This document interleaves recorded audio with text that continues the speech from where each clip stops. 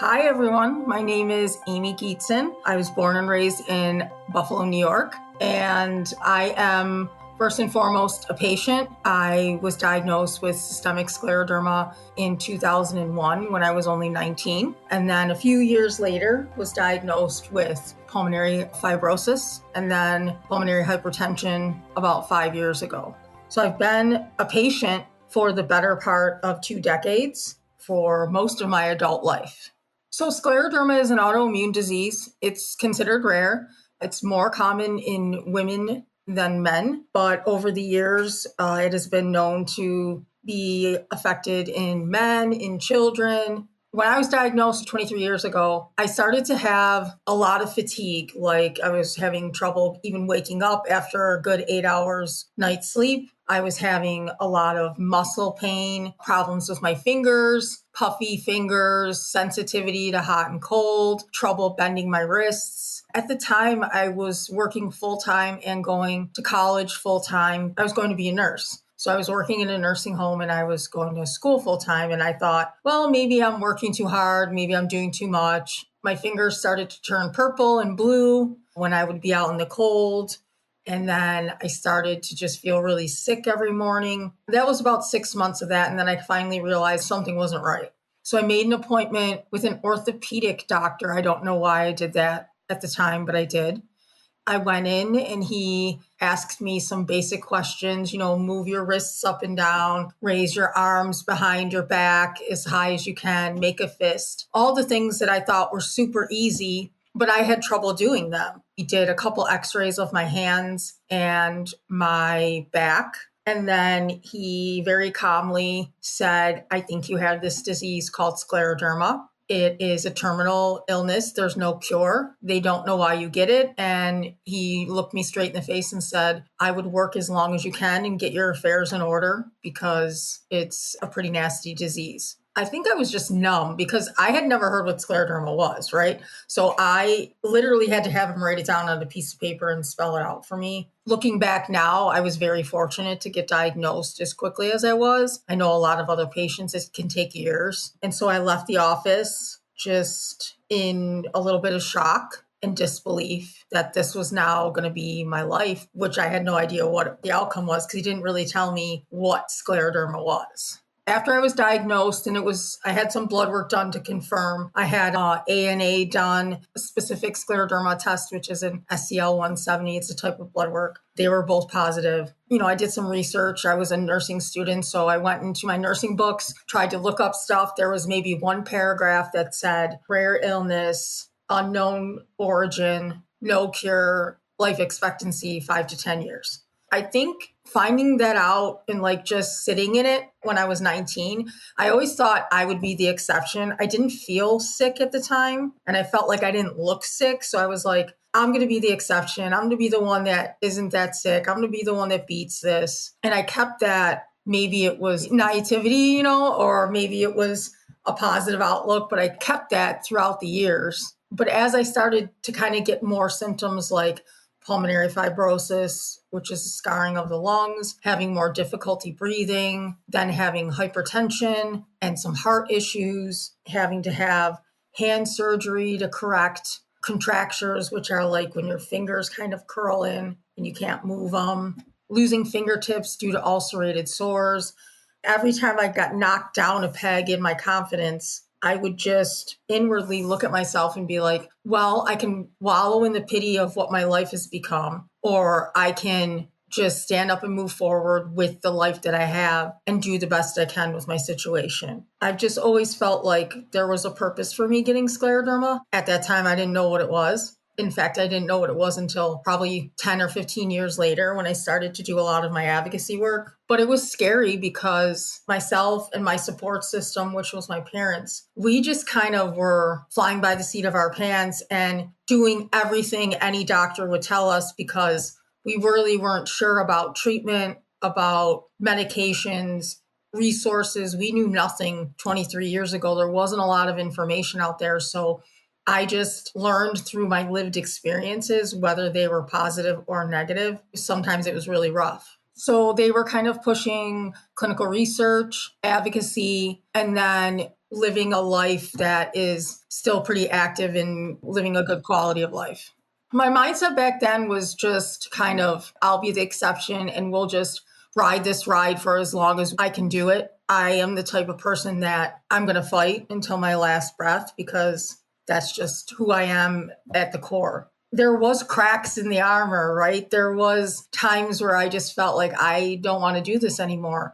Scleroderma and hypertension and lung disease blew up my entire life. I didn't get to graduate college and become the nurse that I wanted to be. I had to go on disability pretty early on in my adult life. I think I was 23.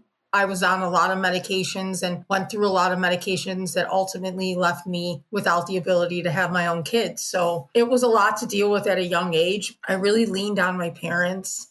Bless them. They just supported me in any crazy thing I wanted to do. Like I could have said I wanted to go to Mexico and get some kind of weird treatment, and they would have been like, yes, let's go. They were very supportive. But for me, I dove into, I don't want to be treated as these symptoms attack my body. I want to be progressive and aggressive in the way I treat scleroderma because I want to be that exception, right? I want to be the one whose story is different. So I did so much research. I did almost 5 years of trying to find like a scleroderma specialist in my hometown, like a treatment center, like resources, anything I could find. And I finally came across a doctor in Pittsburgh that was doing some stem cell transplant research. And so I talked to my parents and I actually talked to my physician locally, and he did not want me to go. And I was like, yeah, we're going. I'm going to go. And that trip, even though I wasn't qualified for the transplant because I wasn't sick enough at the time, that trip completely changed the trajectory of my life and my disease because I found a place where people knew what scleroderma was, where there was an actual treatment center and doctors collaborated together, like your lung doctor, pulmonologist, cardiologist, rheumatologist. They all spoke together. You saw them all in the same building. It was complete team care, and I was at the center of it. And they actually took my thoughts, my ideas, and my feelings into consideration. I probably wouldn't be here now if I didn't find them.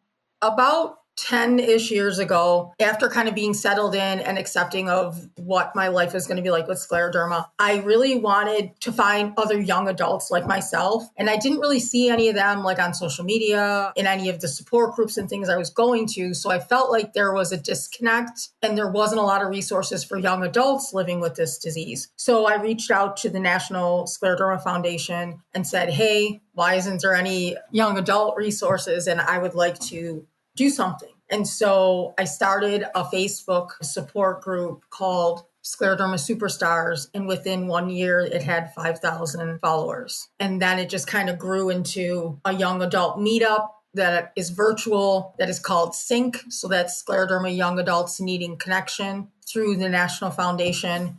And that was run by myself, but now it's run by two very great young adults. And I started to put together panels and webinars, all focusing on young adult patients, talking about their journey and their story. So I think a big part of my journey, and I think patients' journey, needs to be education and resources. I learned a lot through lived experiences, but I also educated myself as much as I could because I think it helps that you know your own body and you know what you're going through. So I wanted to give those tips and tricks to other patients so that they wouldn't feel alone like I did in the beginning of my disease. So I am on the chapter advisory committee of the National Scleroderma Foundation Tri-State chapter, which is a local chapter out of New York State. I am on their advocacy committee. I am also involved with the Scleroderma Research Foundation. I do a lot of advocacy work and social media stuff for them.